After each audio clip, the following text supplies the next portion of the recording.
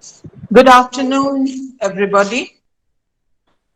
I welcome you all to the 10th distinguished lecture of our lecture series.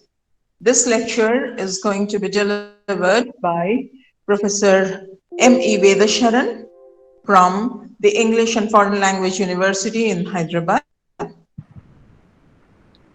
With this, I would like one of our students, Hutti Pizza, to welcome Professor Vedasharan formally.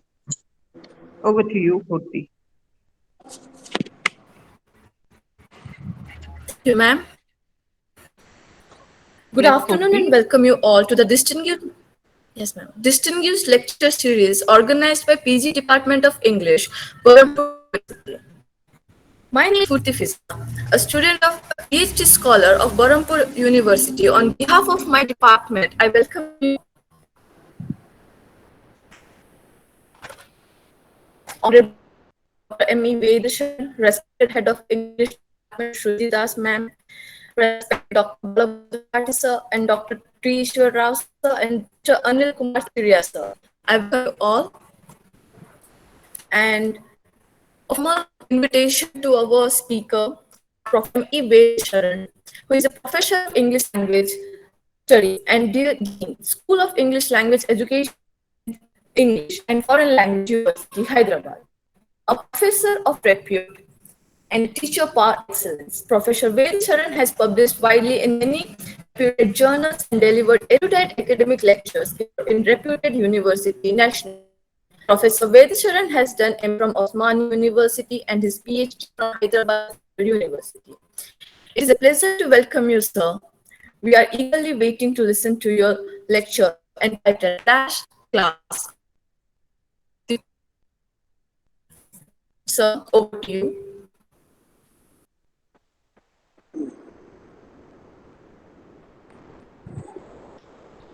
Uh, Thank you so much, Fiza, for your very kind introduction. It's more than what I deserve, but I'll take what you said as my ideals and work on them. Right.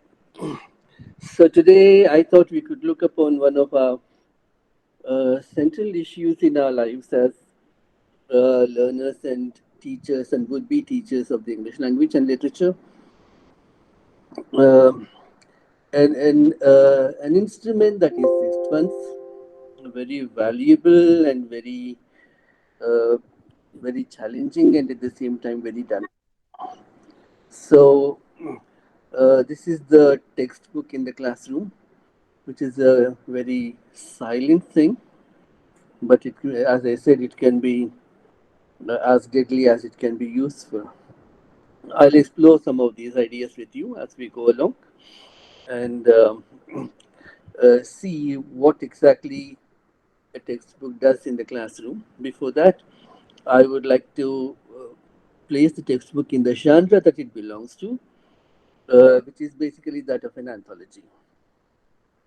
Right. So I have titled this talk of mine "The Clash and Clash slash Class of the Canons," the textbook in the English classroom. Now we all know that there are these venerated boards of studies that choose our syllabuses, what we're going to read in the classrooms, and so on. And many of them, unfortunately, are old-fashioned people who stick to old-fashioned things. I have seen textbooks that went back to Lord Chesterton's letter to his son, useful in itself but somewhat outdated. So it's a mixed bag, I would say. So without any further delay, let's begin with this thing. Can we go to the next slide, please? The basic structure of the textbook is that of the anthology, and yeah, as you all know, I don't need to labor this point. The word class and classic are connected. Classic sometimes can be taken to mean what happens in a class. So if you sleep in a class, it can be a classic too. So class has many different meanings based on wealth and so on.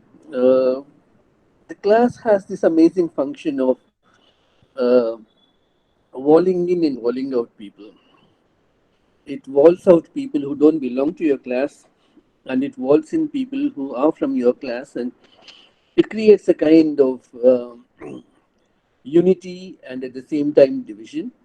And that's a very interesting thing to look at the structure of the classroom there, where you have a pedestal, a podium, where the teacher comes and automatically acquires a sense of dignity, power, and similar things like that. And uh, there is this talk that flows from teacher to the class, what in English language teaching is called the jug mug theory.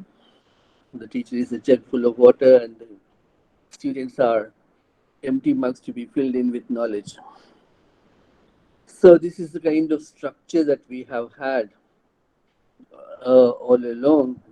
And sometimes we think that this is peculiar to our classrooms, but much the same thing happens all over the world. Next slide, please. Can we? Yeah.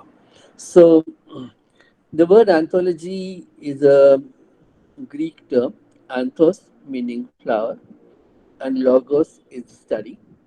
And the botanical term, it's a part of botany, if you could.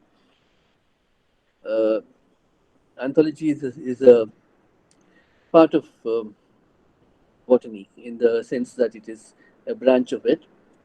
It focuses on the study of flowers, and the anthology seems to have the idea of the garland behind it.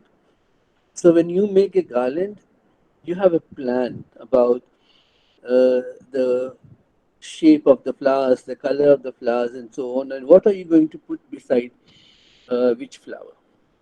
So you have a design, a pattern in mind, and a garland is something that you make with care, and it's not bunging flowers in together as they come to hand.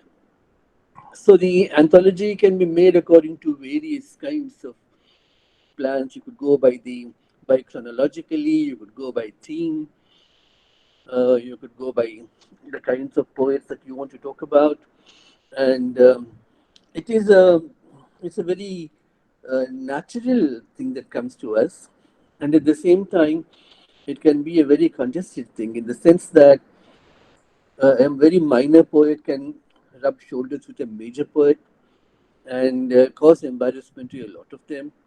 There could be ideological differences. There could be militaristic warmongers who praise war, and there are pacifists who write poetry against war, and all these things are, you know, put into the anthology without any, concern for the previous or the following poems. It's like a newspaper where birthday greetings and obituaries are printed side by side. And that could be very disturbing for the authors who are very particular about their area of study. However, now you get the general idea that an anthology basically is a study of flowers, and we get the name from there. And it's now defined as a collection of work by other people, which are all put together, hopefully according to a plan. Next slide, please. We will focus a little bit on the Western tradition. The anthology of Meleager of Gadara is probably the oldest one, going back to the early centuries of the Christian era. And here we have small epigrams and sayings, not exactly poems, but epigrams and so on, which were collected together. Meleager and 40 others put together their works, and it was called the anthology. And so this could be the first time that the term was used. Then we have the Greek Anthology, which has collections of epigrams and other things like that. And then you will see that the Bible itself is a collection of works by about 40 divinely inspired people. And I mentioned the Bible here because we have used a biblical term here, which is peculiar to the Bible, though it's older than that. This is the term canon, which we will see has a lot of meanings there as we go along. So these are some of the anthologies that you can see are made by people, and they're made almost instinctively. So in that sense, the the anthology is very natural to us. You have the Northlandic saga, for example, and a lot of other things in the Western tradition. Next slide, please. So in our own cultures, in our own culture we have these terms such as kosas, bandarams, samahitas. These are, as you can see, so lovingly given. The names here are so lovingly given that we are calling these collections as some precious stones or jewels that we need to collect and treasure. And so, kosha or bandaram, these are all terms used for treasures that are found or collected. And that is the kind of value that we have had, that we have given to works by different authors, and how lovingly we have treasured and collected these things and preserved them. The Vedas themselves are anthologies by different authors. Uh, some of them were women, incidentally, and they were memorized so perfectly by the uh, holy men of those times that uh, many modern people wonder at the feats of at the mnemonic feats of those people, and that is the kind of value that we have given to poetry in our culture. So these are the collections that we have had, which we have preserved lovingly and given them such loving names. Next slide, please. We'll come directly to the uh, English part of the story here. We don't have time to go through all the long tradition that we have had. Um, yeah, we have Richard Total's. The first anthology in English will go back to Richard Total, and this was the title that he gave. So the anthology can be a transmitter and a preserver. And today, if we have the sonnets of the Earl of Surrey, Thomas White, and the others, it is because of this anthology that we have it. Uh, Total collected these guys and put them into a book form. It was a bestseller. It came out for the first time in 1557. The word anthology was not used during that time. It was called a miscellany because it was a miscellaneous collection of uh, works by different writers. So the sonnet form that, as you know, came from Italy and was anglicized here would have uh, preserved and transmitted these uh, works to us. Next one, please. Yeah. So, what was the reason that Total made this miscellany, this collection here? He tells us that he wanted to honor the English tongue. I have kept the spelling as he wrote it. It should be Tongu now for us, but for him, during that time, the spelling was Tong. The English tongue, which is the language, and for the profit of the studious of English eloquence. So I'm sure you can have a lot of ideas and interpretations coming up from this thing. It is to honor them, honor the English language, and benefit the uh, those people who work hard to study, the studious of English eloquence. If you remember that when later on, a few years later, I think a few decades later, when Sir Francis Bacon wrote his essays, he described them as grains of salt that will rather give an appetite than offend with satiety or satiety. And he thought that uh, these essays would be immortal and appeal to the business and bosoms of everybody. So I think there's a tradition that runs along in their hopes and desires to make these things. Um, can we go to the next one, please? Yeah, we have discussed this thing. It is a preserver and a transmitter of work. So, yeah, how much did uh, what impact did the miscellany have, Total's miscellany have during his time, during Total's time? You can see here Slender in the Merry Wives of Windsor. Windsor wants to court his girl and he wants to find a beautiful love poem, and unfortunately, he does not have the text with him. And he says that he is willing to pay 40 shillings, probably a very huge amount during Shakespeare's time, to get hold of a copy of Total's Miscellany, which would have helped him to win his uh, lady love, I suppose. And so you can see that the anthology has some very, very practical and important uses as well. Next one, please. Yeah. So we will look at some of the other anthologies that came up. Some of these are very Greek, England's Helicon, and then we have this collection, female poems for several occasions. These are mentioned in a very amazing kind of book called the New Cambridge Bibliography, edited by George Watson. I'm sure your library will have stock of this. Will have stock this, and so you can take a look at this when you have the time.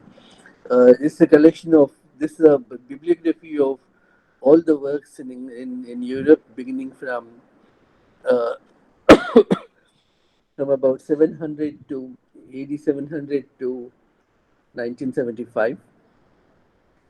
It hasn't been renewed after that, unfortunately, but it's an amazing kind of bibliography that you can look at. Can we go to the next slide, please?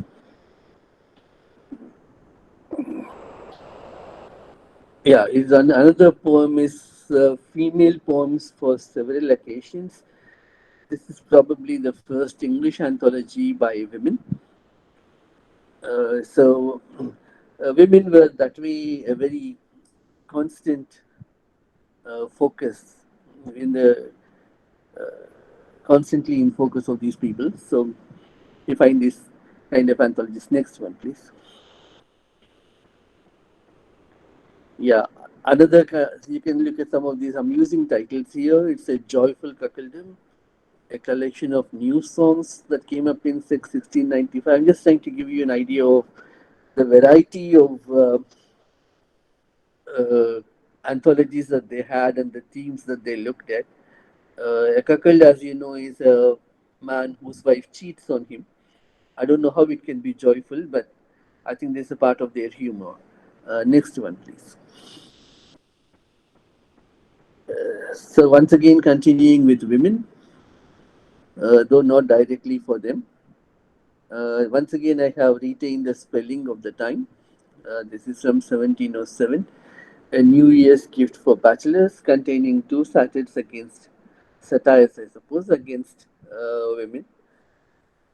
So this is the kind of trend that we have here. Yeah, next one. Yeah, and Oliver Goldsmith himself tried his hand at editing an anthology which he calls Poems for Young Ladies. Probably they had a kind of didactic function. Uh, these are not available on the internet. Maybe they are there in some British museum there, or some British library, but they have not printed these things. And we would have, of course, loved to see what kind of poems they have here uh, in these collections, and what standards that they used to make these things. And next one, please. Okay, this is one interesting comment I thought by Marianne Moore, the American poet, modern American poet, who has these amazing poems which you must read. One is Silence by that talks about her father giving her advice. So this is a one-line introduction she had to her collected works. Omissions are not accidents. So when we choose poems or when we omit poems, there is a certain plan behind it, certain some reasons that decide for us. And here she is telling us that if she did not include some of her poems in her collected works, it is not because they were not considered, they are not accidents, but they were very carefully chosen and removed from the anthology. So uh, I'm sure some of you would have tried to uh, collect some poems, your favorite poems, uh, put them into an album or a collection or whatever it is, and you'd have thought a lot about uh, which one to put there or which one to not put there and why. And so this is basically uh, making these sensitive choices about uh, about the work, the nature of the work, uh, its structure, its theme, its form, and so these are some of the very interesting and important things that we need to consider when we make these things. Of course, we have a very simple way of judging things, which is of judging what a good poem is. Like if we remember it, if we by heart it, if the lines come back to us after many years together, we know that we love this poem. So that way, it is a very interesting way of looking at it, and you can see how uh, accurate Marianne Moore is in choosing poems, and that will represent her for the rest of literary history. Next poem, please. Next one. Right. So the what I'm trying to say here is that every uh, act of every inclusion or exclusion of a poem or any work is an act of criticism in the sense of judging something, deciding on its value, and actually uh, the but you know that the editorial process is a lot more complicated than this.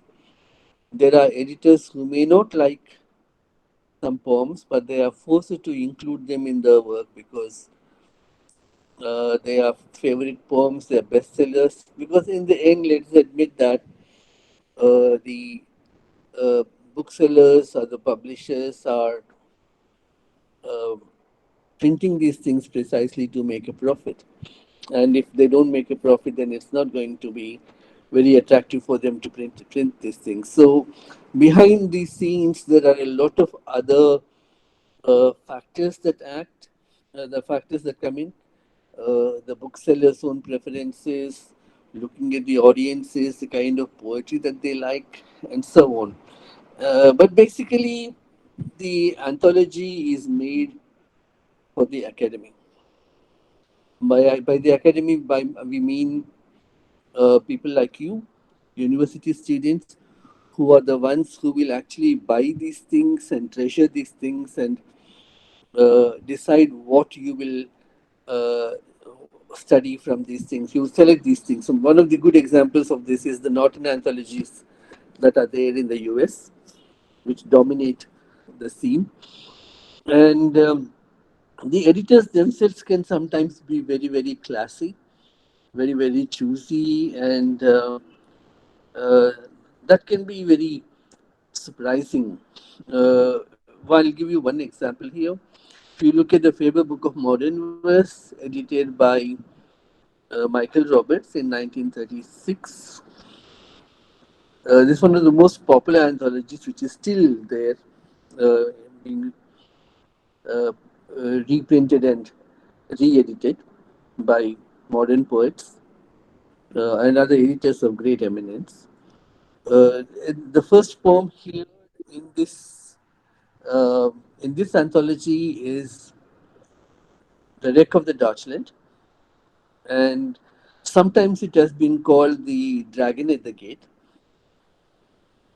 by which we mean that it's something that terrifies the ordinary reader because it's a very difficult poem to read, and the reader who is not a dedicated student of literature will find this a very, very challenging poem and will basically run away from it. So this poem is called "The Dragon at the Gate" for the Faber Book of Modern Verse. But what you will see basically about the anthology is that it is circular, and in that sense, it has no beginning or middle or end, and you could just delve into it at any at any point. And I think that way, the anthology has a lot of shows a lot of respect for the reader, who might choose what to read, when to read, and how much to read. And in that sense, it is a very interesting genre. You can't do this with a detective story because you have to begin from the middle and then go to the end. And sorry, you have to begin at the beginning and then go to the end of it. You can't begin in the middle when you read a detective story. But an anthology is not like that. You could just go to any page and read anything that you want. And this can be a lot of advantage as well as disadvantage, as we shall see. Next one, please.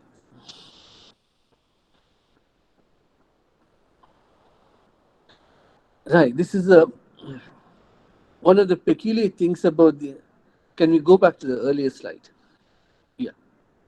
The amazing thing about the anthology is that it need not be a book.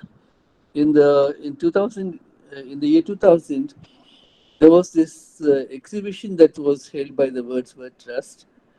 It exhibited books from the year 850 or the Christian era to 1850. It was called the first 1,000 years. There were on display the available manuscripts of the great writers of that time, and you could see that this again, this huge hall, would have formed an anthology of sorts by itself. So an anthology need not always be a book. It can take a lot. It's a very protein thing that can take many shapes and forms, and it can go by many names such as albums, cycles, and a collection. You have a whole lot of names for the anthology. Right. So this was one very interesting thing that the British did. They collected the manuscripts and displayed them, probably in showcases, uh, going back to the year 850 and bringing them down to Wordsworth's time, the first 1,000 years, as they call it. So maybe the statement here they are making is that this entire literature, whether it is Old English or New Modern English or whatever it is, forms one single uh, unit, and it is there in one single hall for any of the viewers to come and be astonished by these documents that go back to the year 850. Next one, please.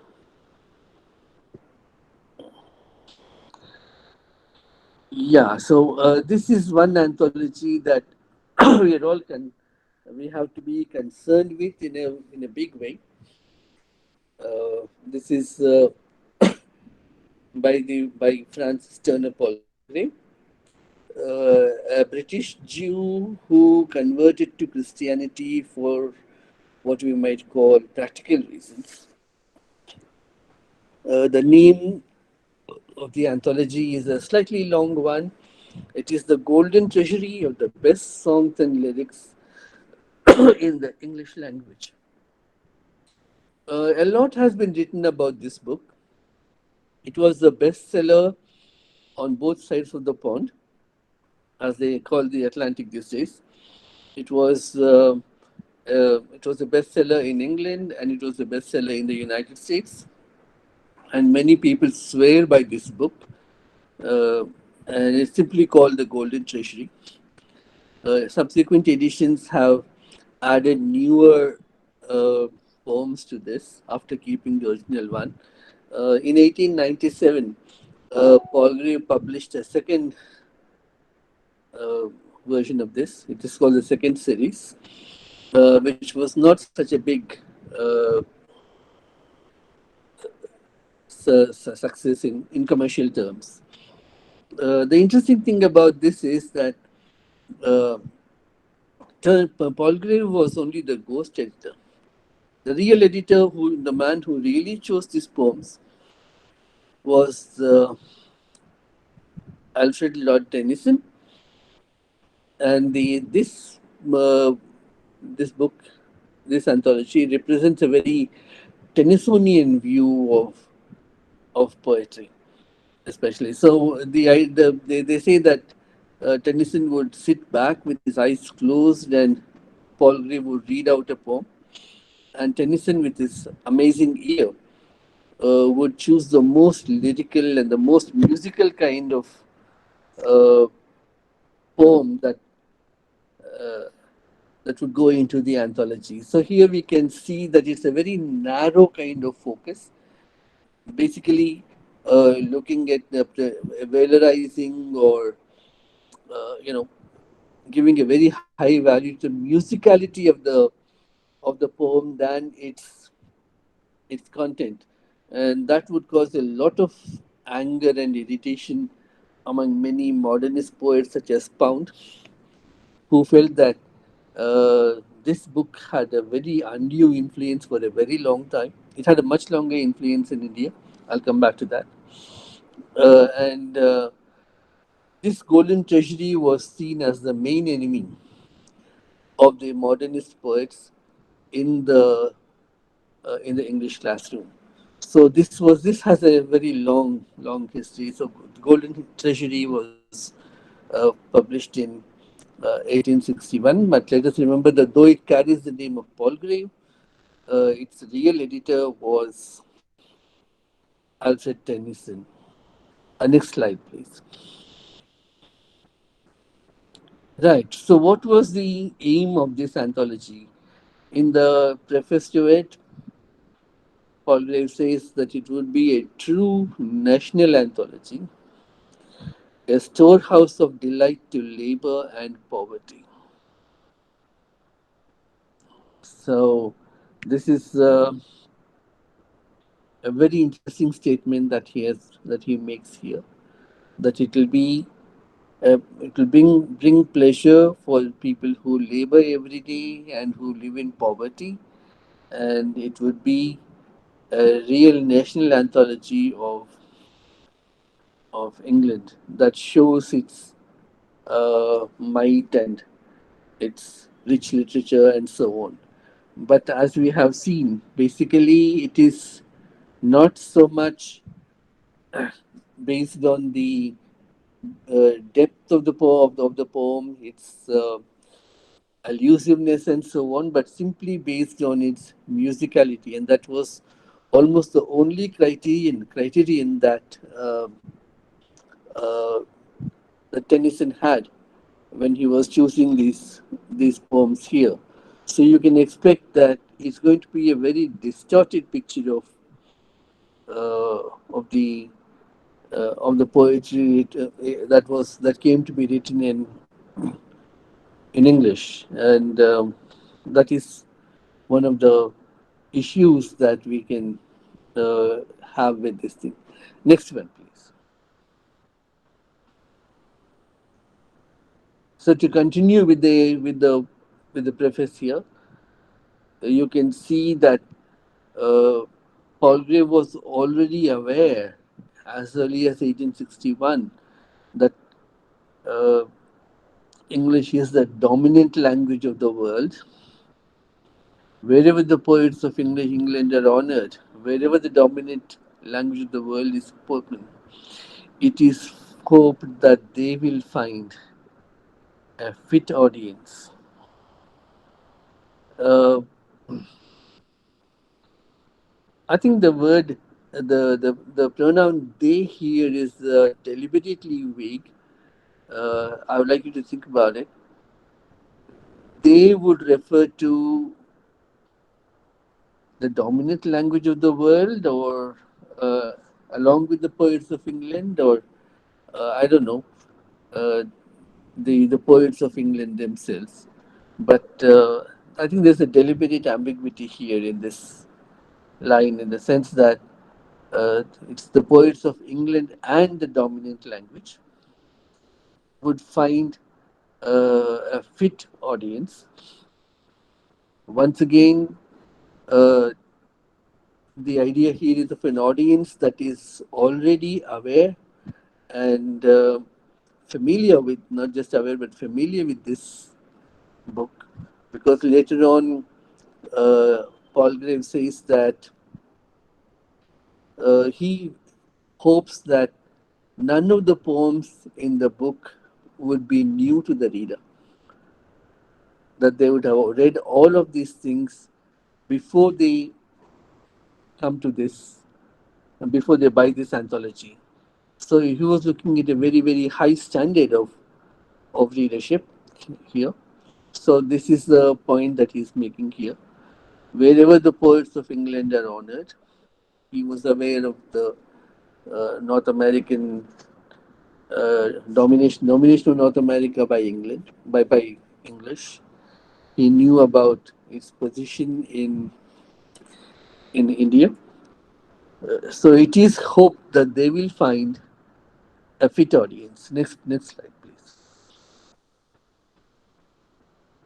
Okay, let's come down to India directly now, and we can see here a very interesting statement by Sir Alexander Grant, who around 1861 was the governor of Bombay.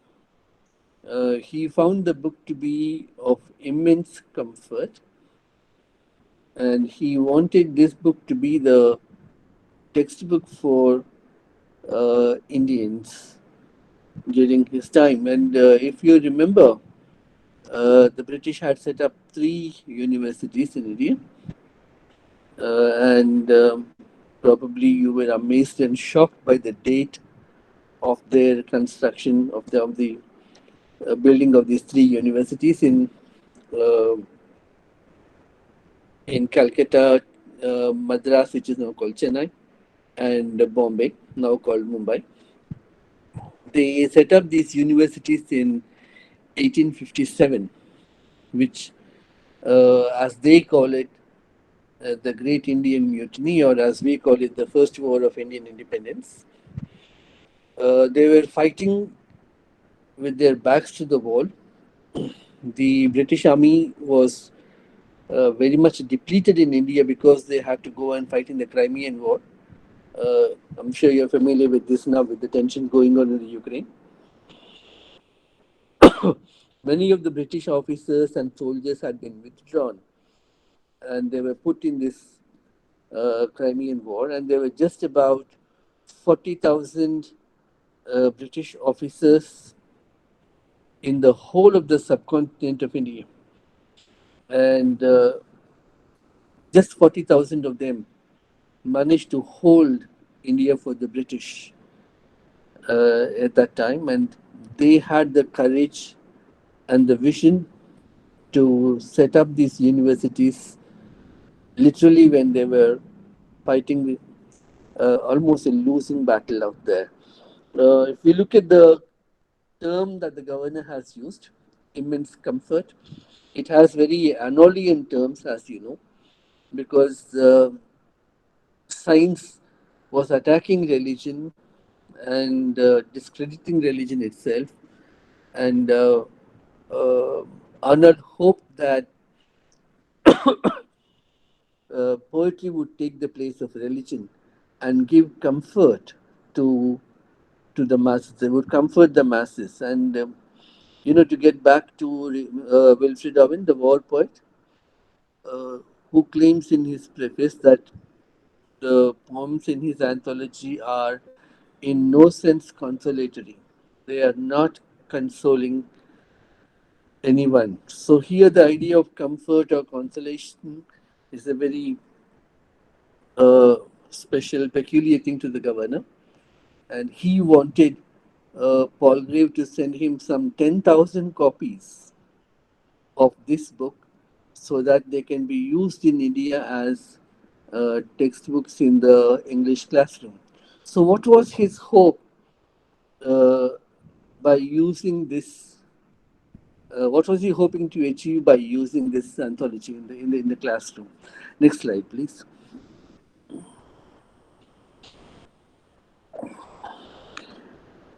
This is what he says exactly. English poetry is to these people what Homer is to us. Now, as you all know, that Greek civilization, Greek culture are the foundations of Europe as we know it today. Without Greek culture and civilization and their influences, we cannot imagine modern Europe. As Lord Byron once put it, we are all Greeks, and that is the extent to which um Greek culture and civilization and philosophy and all those things underlie Western culture. If you remember, uh, as a slight digression, I might say that Alfred North Whitehead, one of the modern philosophers, goes to the extent of saying that all modern European philosophy is a footnote to Socrates' philosophy. And that's a kind of amazing tribute that he pays to these things and shows how fundamental uh, Greek civilization is to Europe as a whole.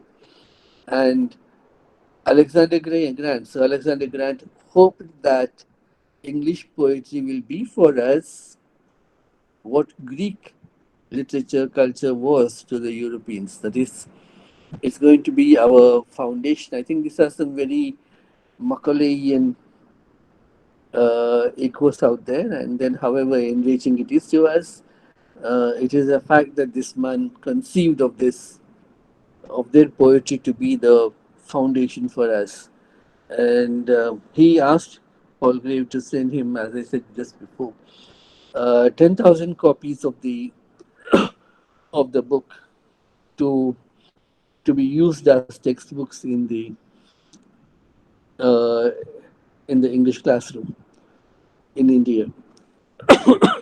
Of course, the Indians complained that they were spending a very meager amount of money on education, but at least they started these things, and we don't need to go into all those controversies about the Orientalists and the Occidentalists and so on. Next one, please.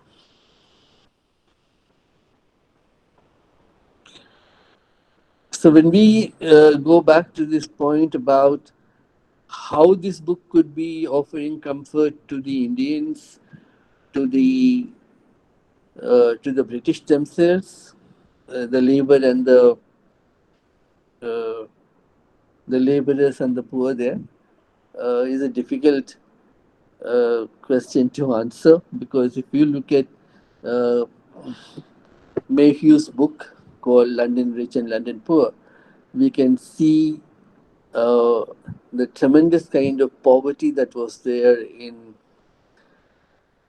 London itself at that time. And if you remember Oliver Twist, the soup kitchens that were there, the kind grinding, soul killing poverty that existed there in England itself, a small nation the size of Tamil Nadu, exploiting more than half the world, still had this soul killing poverty that Dickens talks about in his novels.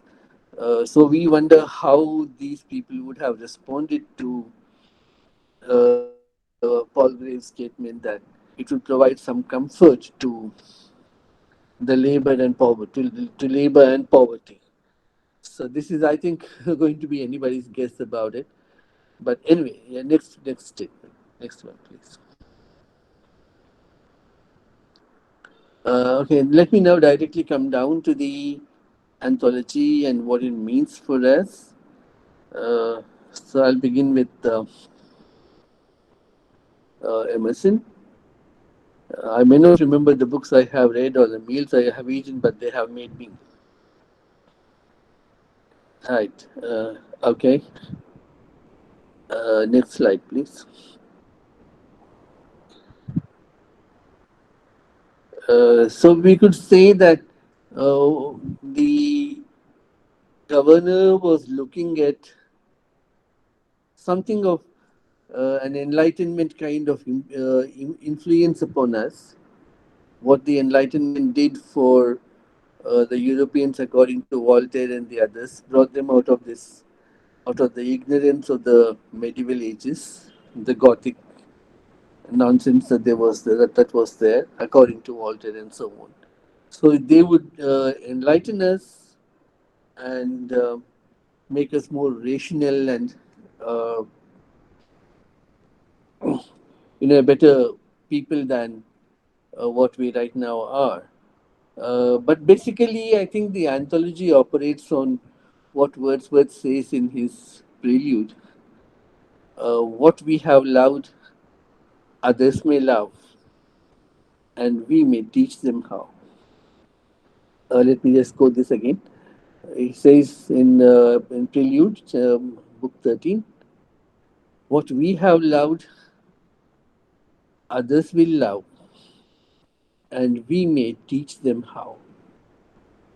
So I think this very beautifully captures the anthological spirit, where as an anthologist, if you're making an anthology, you would put together the best poems of your focus. Maybe the focus could be chronological or it could be thematic or whatever it is.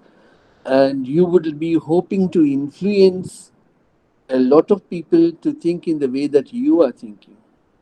And uh, when the Wordsworth says that we will teach them, it is a long term project. And in that sense, I thought this statement beautifully sums up the anthological enterprise in the classroom. What we have loved, others will love, and we may teach them how. Now, there can be people who look at this as a very narcissistic kind of statement because Wordsworth wants to stamp himself on other people's ideas and tastes. But the general idea here, I think Wordsworth makes very beautifully clear that poetry is an art, and if it's an art, its appreciation is also an art, and we need to be taught how to appreciate these things. And that would be a very, very radical idea because um, it was only in Germany that the literature department was started. Until then, people thought that literature did not need to be explained or elaborated upon or discussed or whatever it is. You could just uh, ask people to read literature, and as they read a newspaper and understand its contents, they could understand great literature as well. The Germans were the first people to establish a department that would specialize in the study of literature. Next slide, please. Yeah. So now, what happens uh, when we become readers of anthologies? I'm going to take this term interpretive communities from Stanley Fish and use it in a very specialized sense for the anthologies. The anthology is a public experience in the sense that it's the same kind of poetry that is shared by all its readers. And in that sense, it's a very, very public thing. And the sale of the anthology will decide what kind of poetry gets to be published. And very often we use commercial terms such as the production and consumption of literature. So, commerce seems to be at the heart of all these enterprises here. So, the interpretive communities are communities that decide on the taste of any piece of art or any work of literature here in our context, and decide what is going to be printed next. And then publishers ask poets to kind of produce the poetry that seems to sell best. Maybe this is a virtuous circle or a vicious circle, that's up to you to decide. So we have poems like Casabianca, where the boy stood on the burning deck. Poems that seem to encourage filial obedience, whereas a son or a daughter, you would be very devoted and dedicated and obedient to your parents. So we have people like Virginia Woolf complain about the angel in the house. Okay, a poem was made by that was popular during the Victorian times. And so, by interpretive communities, basically, I'm trying to say that there are people who read the work and encourage its production by popularizing it. And that kind of poetry, which this community likes, will get printed more and more often. So, you could say it's something like our Hindi cinema, where we have the success of the boy meets girl story. The boy is rich or the girl is rich, and the parents object to them, and they in the end show that love is more important than money, and everybody comes to pose for the family photograph in the end. So that kind of stuff is encouraged again and again simply because of this circle.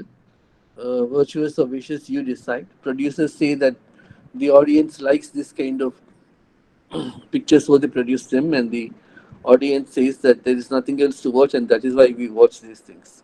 So it seems to be in a kind of loop. So the interpretive communities are the ones whose opinion is taken into consideration when we go on to print these anthologies. Next one, please.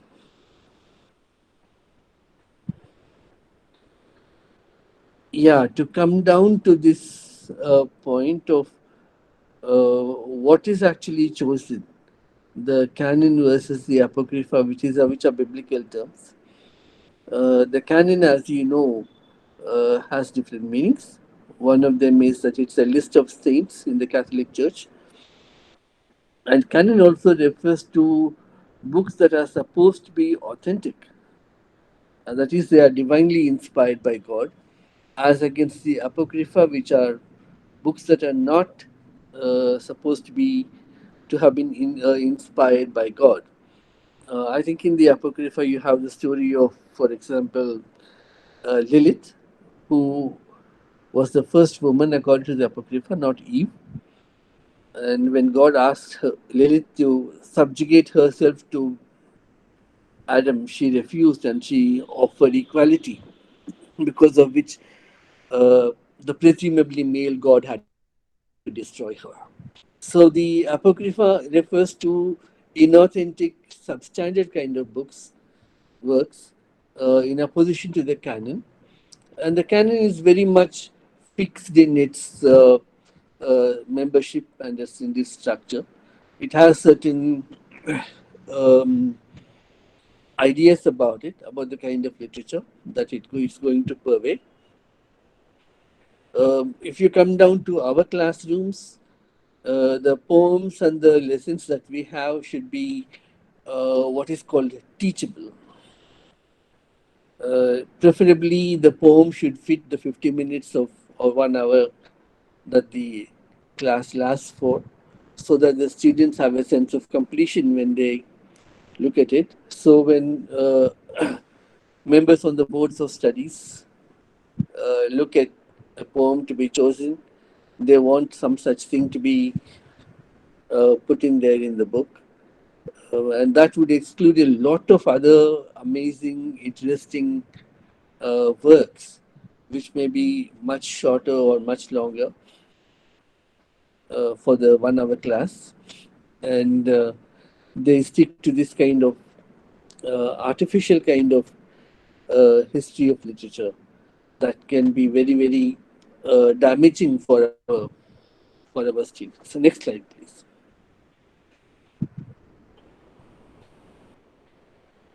Yeah, so there is this politics and poetics of inclusion and exclusion that I just want to discuss about.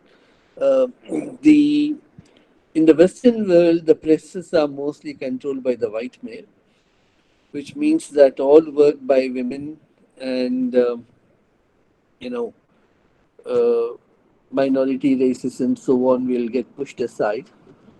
I'll give you a favorite extreme example.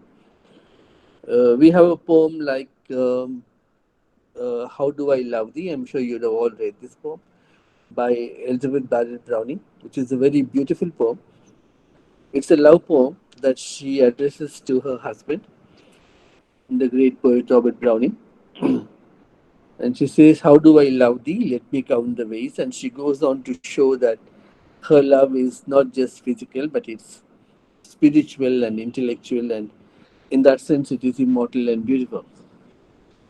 This is one poem that is printed very frequently in the anthologies prepared by white men, because here we have a white lady, a very intelligent white lady, praising a white man, and the publishers and editors, who are all white men, get a kind of vicarious satisfaction from this. And so they print this poem very often. But Mrs. Browning also wrote uh, poems like Aurora Lay, in which she criticizes the white man for slavery. In that sense, she was a very advanced lady in that sense. She criticizes the white people for slavery and for oppressing women. Now, this poem is not very frequently printed because the white man does not feel flattered by these things. So there are these politics that come in there, and then there are the poetic themes that come in. If you look at modern poetry, there are a lot of leftist writers, even in the 1920s, when Eliot and other such modernist poets were at their peak, winning Nobel Prizes and so on. There were many leftist poets who used exactly the same techniques that Eliot used and wrote equally brilliant poems. But they were not printed and they were not given the place they deserve in literary history. One of them, I think, could be someone like Tilly Olsen, who wrote about the poverty of her time and how she wanted these ladies up north, the rich ladies up north, to understand the poverty that produces their expensive clothes, where she talks about this weak, frail woman knitting this expensive dress, and on the floor at her feet lies her brother, dying of tuberculosis, and his eyes piercing the darkness with their intensity of hunger and suffering.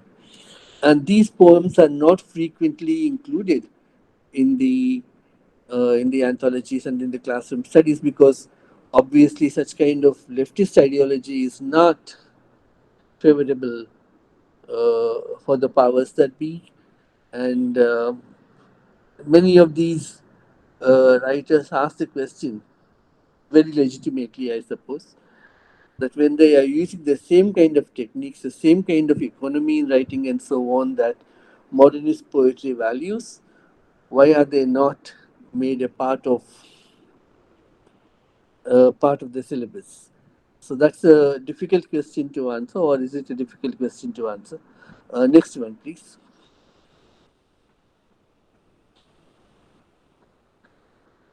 Yeah, the anthology may serve as a kind of uh, an introduction um to read further. There have been lots of people who have written letters to newspapers in response to reviews and so on, where they claim that they read a particular some poem of a particular poet and went on to read almost all the other work of this writer there. So, in that sense, the anthology can be seen as a kind of introduction to a much wider area of study. Next one, please.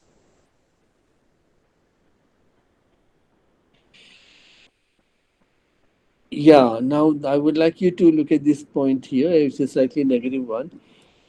Taking a poem out of its context can be very unfortunate for the writer as well as for the reader. One favorite example of mine is the poem, The Seven Ages of Man by William Shakespeare. You have it in As You Like It. It happens in the forest where Jackie's, the antisocial element, talks about the seven stages of life, where from a mewling, puking baby, dependent on weak and dependent on others, becomes a grumpy old man, dependent on others, and does not have like the baby teeth or whatever it is. This is a poem that I'm sure all of you would have been forced to read, summarize, and answer questions about. So, uh, but when you place it in the drama itself, it has an entirely different and even opposite meaning. Let me just go a little bit into this. Immediately after this poem is over, there is a very simple stage direction that says, "Enter Orlando with Adam." That is the stage direction, and I think it's a very, very amazing kind of stage direction because it turns this whole poem on its head. It is like a slap in Jackie's face because of his negative view of life, where you have this young man, the hero of the story, if you can call him a hero. He is a hero simply because he marries Rosalind, but compared to her, he's a very minor character. So he is a he's a young man who has been disinherited, kicked out of his house, and he takes with him Adam, his old servant, whom he addresses as a father. He regards him as father and cares for him as father. And the old man returns his love, even though they are not related by blood. They are capable of this uh, unselfish, unquestioning, undemanding love.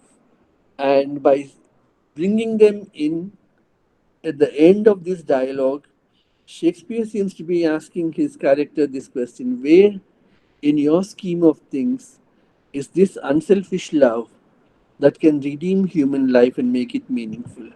Of course, Jacques would never understand this, and we know that Jackie's creator is much wiser than um, Jacques himself is. So, in that sense, when people say Shakespeare says that life falls into these seven stages where it's a meaningless journey from infancy to equally useless old age, it is something that is very distorting of Shakespeare's philosophy because Shakespeare doesn't say these things, his character says it. And he's a character who is rejected by the play itself because, in the end, when everybody goes away to the city after solving their problems, Jacques chooses to stay back in the forest. And in that sense, he's a very, very antisocial man. So it's like, you know, asking an arsonist or somebody like that to comment on the laws of a country, you would get a very, very distorted picture of this of the of the law. So in that sense, the anthology, by pulling out the thing out of context, makes it look very different from what it actually is.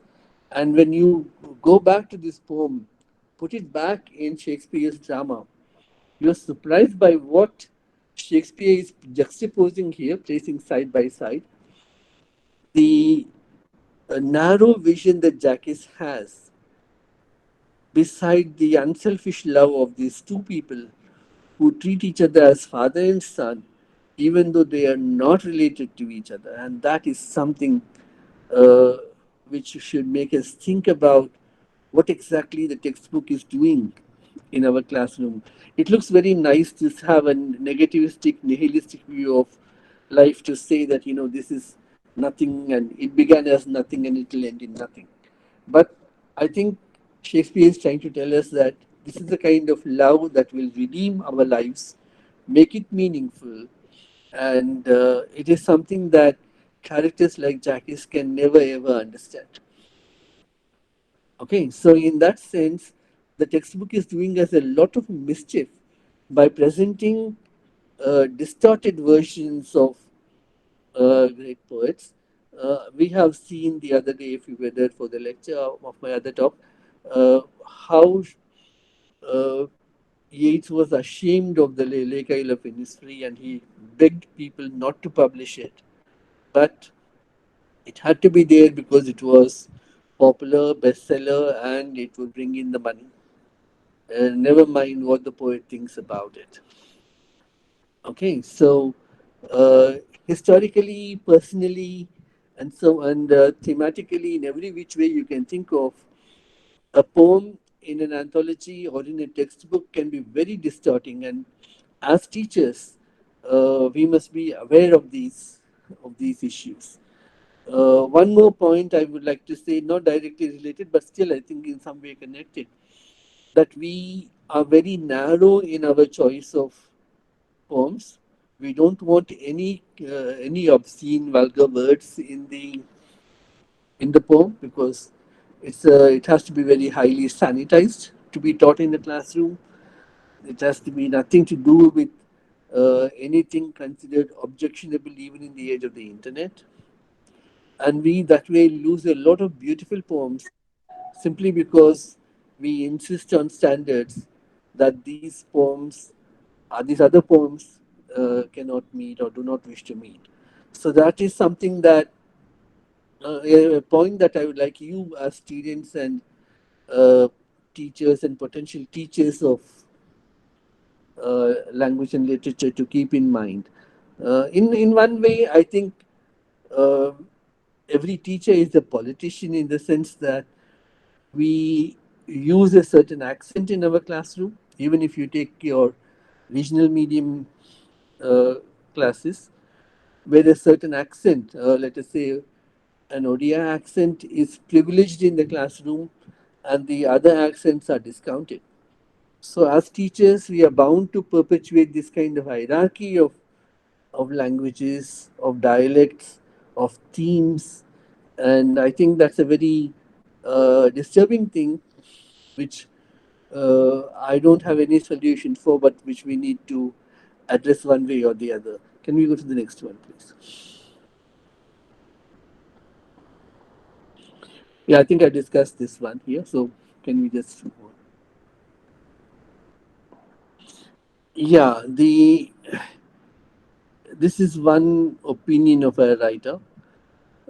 So when we write for the campus, for the academy, we are looking for something that is polysemous, that is short, can be taught in a that can be made to fit into a class of 50 minutes or 1 hour, and it has certain set themes like war, love, and so on, and it deals with these themes and doesn't go out of them. So the academy is going to have a very negative effect on on poets. Next one, please. I think there was some problem with the way in which this was brought to you.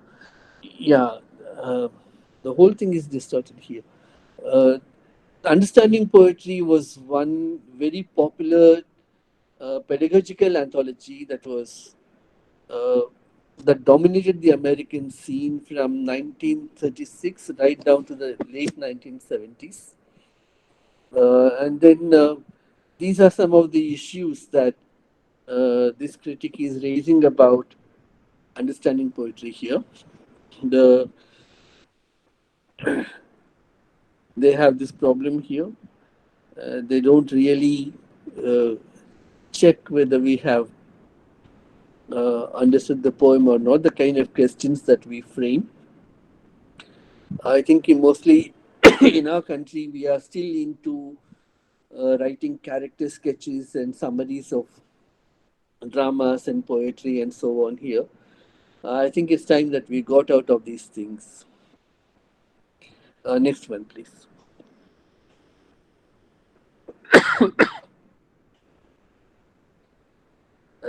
This is one term that is supposed to be looking at the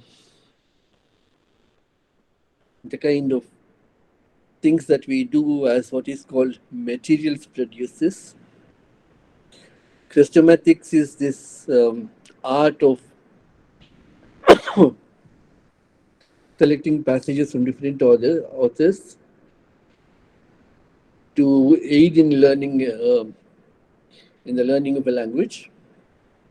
It has, I think, three syllables here: Christomati, and this is a somewhat of a rare term, I think. But anyway, this is the formal name for this art of producing materials for the teaching of language in a classroom. I don't know if any of you have heard of this thing or like to ever use this term anyway, but there's a term such as this. Next slide, please.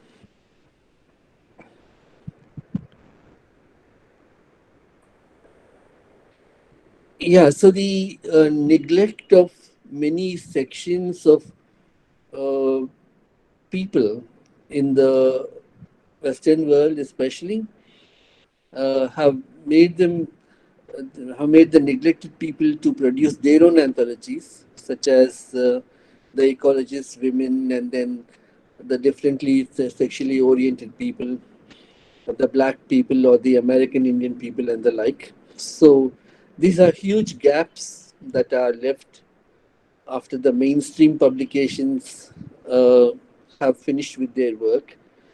And these are poems that are not very readily available for our students and learners because they don't belong to the mainstream here. Next one, please.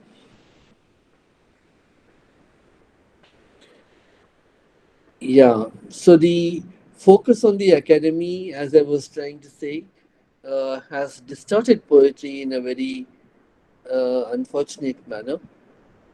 And poets are now forced to write according to what the academy wants because the academy is the main consumer of uh, of these uh, of these works. Is there a next slide now? Yeah. Uh, so the anthology that was introduced into India in 1861, thanks to Sir Alexander Grant, dominated the Indian scene for about a century, almost a century. And it still is popular among many people. I'm talking about Paul Graves' Golden Treasury. And because of the kind of tame poetry that it contained, which was mostly based on music and not on themes and innovations, there came to be these wars that were called the anthology wars, wars between writers who were willing to talk about their personal lives, what we now call, for example, confessional poetry, and people who were more inclined towards the formulaic kind of poetry that was there. And we had these things going on in the American and English scenes. Next one, please.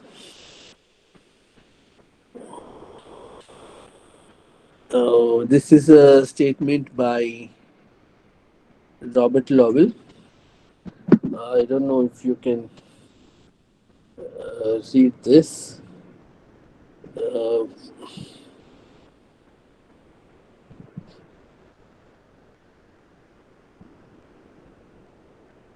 Yeah, I'll just read this out to you.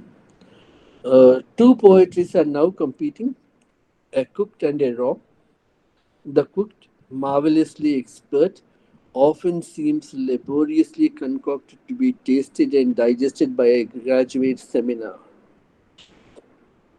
The raw, huge, blood dripping gobbets of unseasoned experience are dished up for midnight listeners. There is poetry that can be declaimed, a poetry of pedantry and a poetry of scandal. Now, this is Robert Lowell, the great American poet, commenting on the situation there. This was a statement made by Robert Lowell during a talk.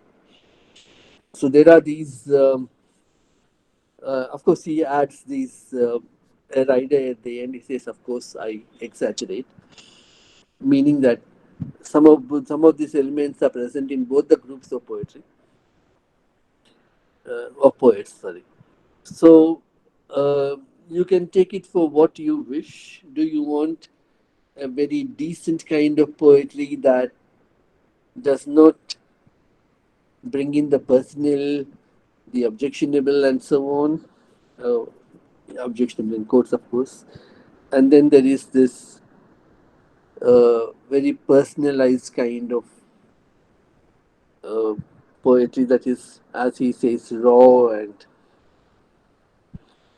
unseasoned. So, what are we going to look for in the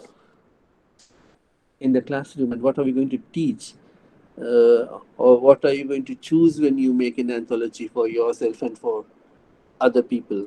I think that would be a huge question to ask. Next one, please.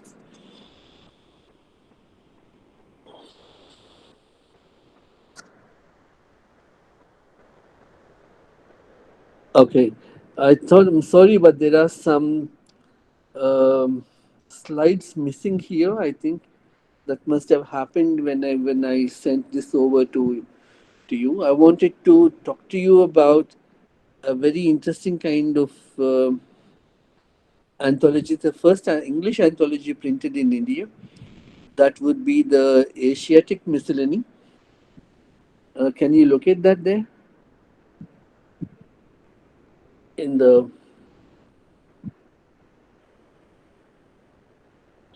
Sir, this was the last slide. No, in between, I think some slides went missing. Actually, I don't know how it happened. Um,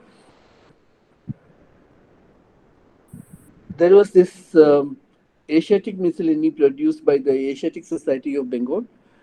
This was a very important anthology printed in India, in Calcutta, by Sir William Jones.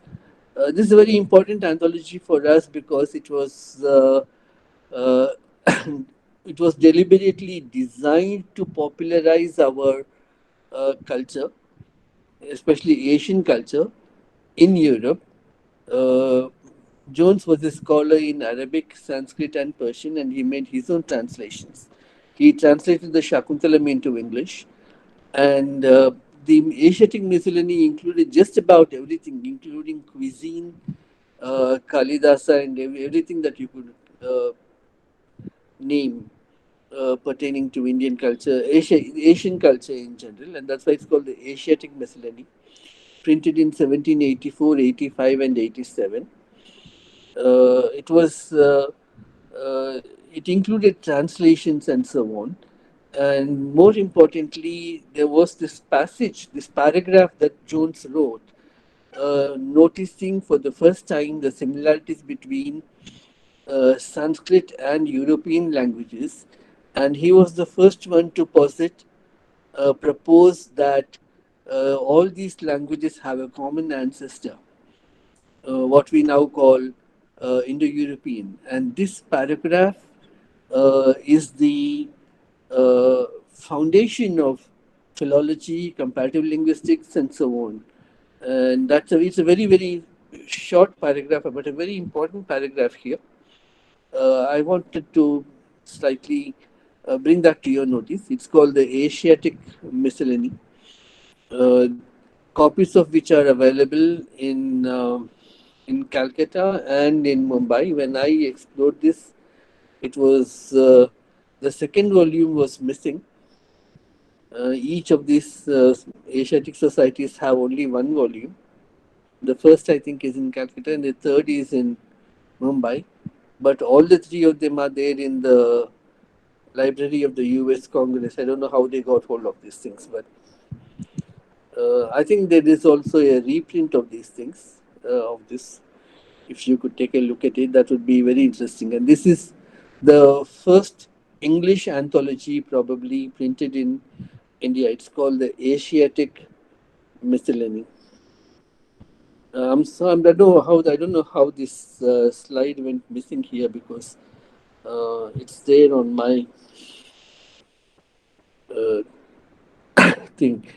Anyway, I think I have taken a lot of time. Thank you for being around. And if there are any questions, I'll be most happy to. Thank you very much, Professor Vedasharan. It was indeed a marvelous lecture, and I'm sure people are eager to ask you questions. So the floor is open to questions now. Thank you very much.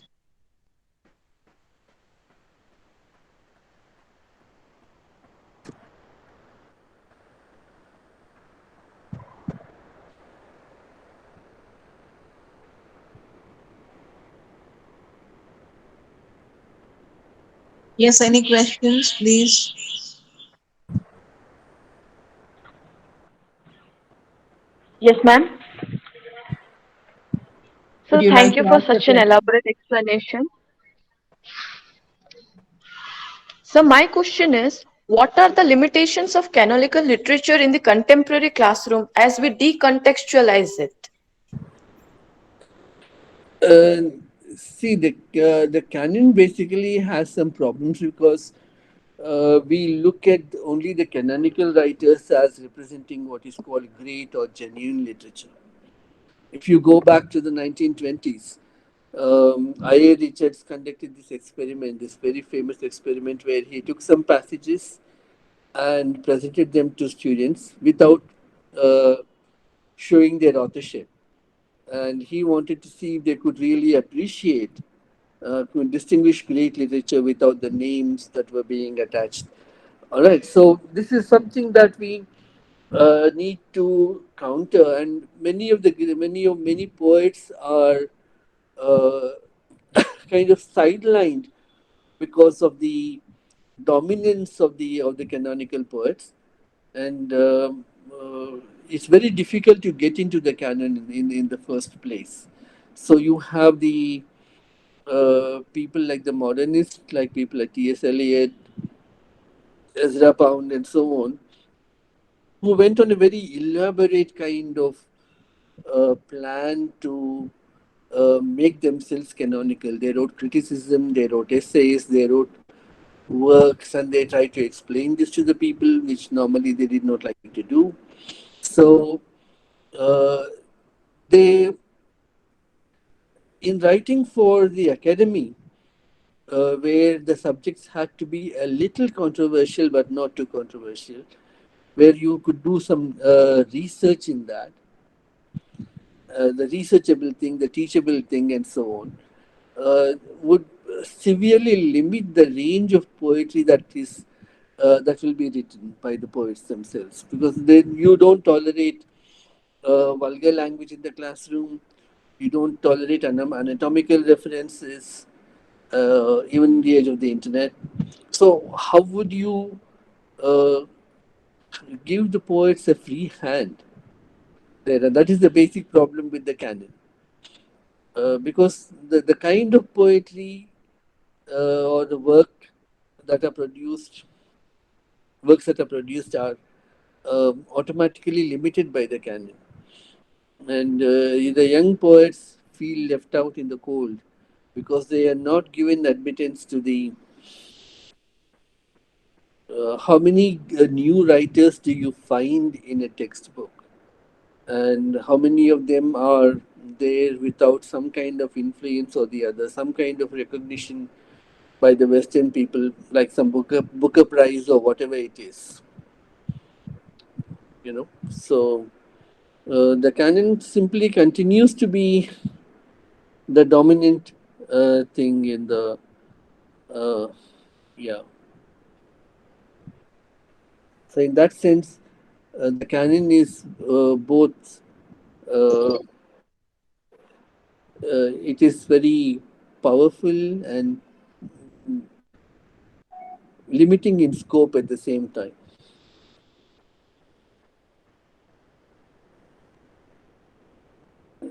And because of its biblical associations, it becomes even more fixed now because you're saying that the canon, the 40 books in the Bible are the canon, and they are divinely inspired and they're the genuine ones. And the canon, in the sense of membership of the a list of saints, is again a limiting one.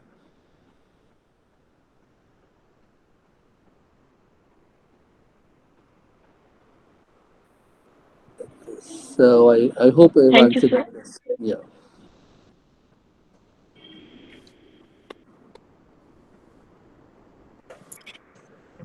Good evening, Professor Vedasharan. Good evening. I'm Visweshwar here. Good evening. It was a wonderful talk, actually. I thought you would refer to the 1980 debate that took place in both at Oxford and Cambridge. Yes. It was a, and I thought I was reminded of Christopher Ricks, it Yes. seems, who told that we are here in the class to uphold the English canon. Yes, sir. Uh, Yes. I was reminded of that, but you had a wonderful influence on me. I would rather say you made the entire thing sober.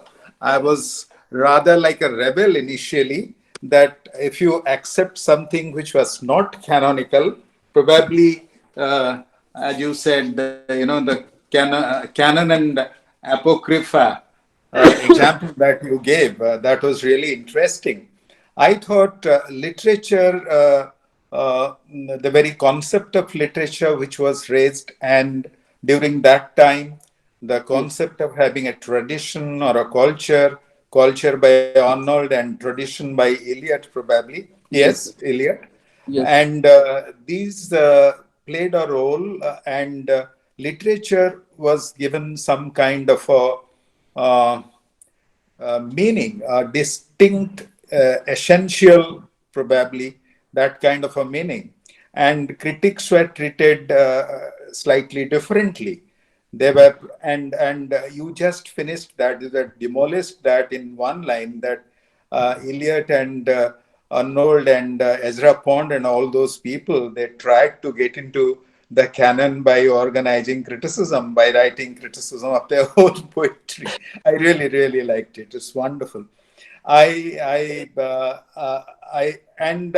really liked one thing, Professor Vedasharan, for which I should thank you, that you left it unsolved. The canon debate continues, and it will continue for a Yes, sir. long time, probably till teaching is there and people writing for the academy. I actually remember two things. I remember that there was a time when Wordsworth was doing the same thing to become the national poet. Yes, He sir. was editing and re-editing his poems in different anthologies. But one thing I really appreciated, that you presented a wonderful picture of the growth of anthologies and how it started in India and how it influenced teaching in India. Thank you very much. My pleasure, sir. And I'm most honored that you are here. And I'm thankful for your very generous words. Obviously, I did not have the time to address all the important, some of the very important issues that you have raised here. So maybe some other time you could talk to us about these things, That or I was, could. excuse me That, for the interruption, actually. I really thought, when I was hearing you, I really thought that I would really love to have another lecture on canon delivered by you. Thank you thank you, very sir. much. So much. Thank you Thank you, very sir. much. Thank you, sir.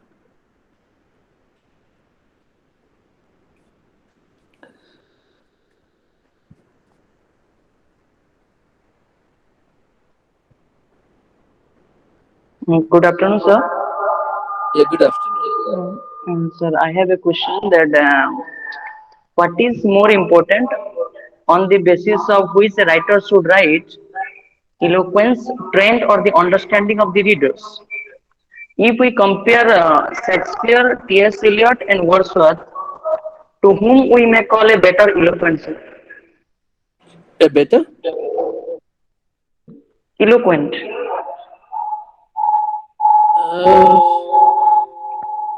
that's a very difficult and intriguing question that you have asked. Now, what we notice is that great poets are also great prose writers. Whether you want to look at Shakespeare or Wordsworth himself or Seamus Heaney, any of the all the great poets wrote very beautifully eloquent prose also. And I think in their own ways they are very different in their visions and in their uh, worldviews and so on. So that would be a little difficult uh, to say what exactly we expect from them. But in one sense or the other, they are very honest and they show life as it is, and that is something that we need to uh, appreciate in their work. If to speak on a more general way, in a more general kind of way about literature, I would say that every work of literature is an experiment in language. It stretches the envelope of language. It explores the possibilities of the language and takes them further. So I would say that all great poetry, great work of art is concerned with the human situation, talks about human beings. Everything, uh, every work of art ultimately has to face the human situation, the human good or bad, happy or sad. But I think that is the uh, what you might call the uh, you know that's not the final step. The final step would be um, the language part of it, where every work of art is a celebration of language. It explores language, it celebrates language. To give you a very simple and simplistic example, it's the joy that a child takes in riding a bicycle who goes from one side of the road to the other and enjoys doing that. And it is done for its own sake, I think. And that would be the final thing in literature, where you are looking at the beauty of the language. As Macaulay once said, uh, every word in a poem or in a great work of literature is like, literature is like Alibaba's cave. And the cave will open only with open sesame and not with any other word. And here, if you want to look at literature and its language, you cannot have a synonym substituting for any of the words a great poet writes, and that I think would be a distinguishing mark of literature. So, who is more eloquent, who is less eloquent? I think that would be. People say that Shakespeare is the greatest poet in the English language, at least. Uh, Probably he is, because of his vision and because of the way in which uh, you know his vocabulary and all that. Many reasons to say that, but in the end, he was stretching language when he writes Hamlet or any other drama like that, and exploring its possibilities. So I think in that way, literature has to be concerned with the human condition, but that is not its final goal. Its final goal is to sharpen language, to make it more precise, and as Pound would say, if we don't have exact meanings for words, words will become blunt, will become inaccurate, and that will be terrible for civilization itself because our laws will become vague, and the dishonest lawyers called shysters will help criminals escape from jails, and in that sense, bad language could lead to the collapse of civilization itself. So, literature's job is to keep words sharp, clearly defined, and in terms of meaning and usage. So that would be a difficult thing to say because it's a very subjective kind of response that you could have to literature. Which writer is great or not? I think in your own lifetime, you will come to poetry, you'll come to a work of art with different understandings. So if we cannot jump into the same river twice, as Heraclitus says, we cannot enter a book twice at the same book twice because our experience of the book would be very different. So it would be very difficult to answer your question. And I think it's a very personal one, and every person has to answer it for himself or herself. Thank you, sir. You're welcome.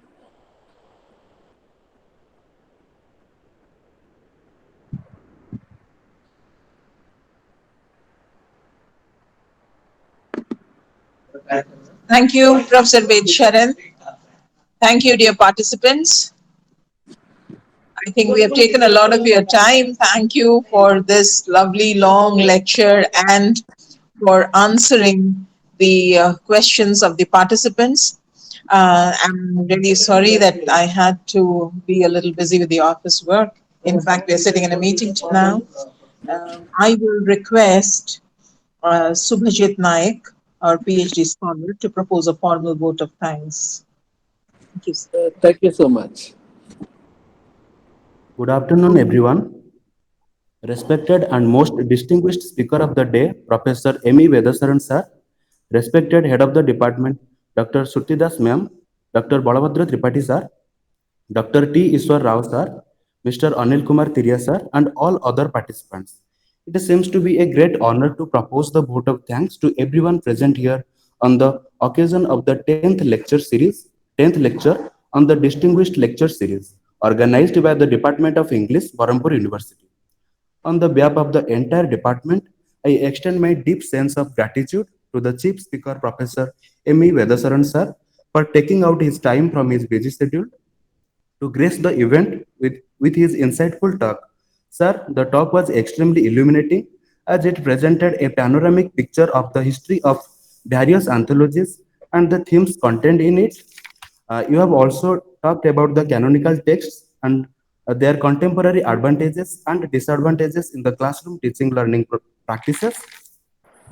The question answer session followed by the discussion was also extremely informative. Sir, thank you so much for inspiring and encouraging us with such a brilliant lecture, which will instill a passion among the learners to study and research deep into the topic. And at last but not the least, a special and warm thanks to the convener and the head of the department, Dr. Shruti ma'am, for organizing and continuing this distinguished lecture series for the welfare of the learners community. I hope this venture will continue to serve its purpose in the coming days. And at last, I thank all the participants for their enthusiastic and overwhelming participation. Thank you. Have a good day. Thank you. Thank you so much. Thank you for having me. Thank you, sir. Thank you, sir. Thank you very much.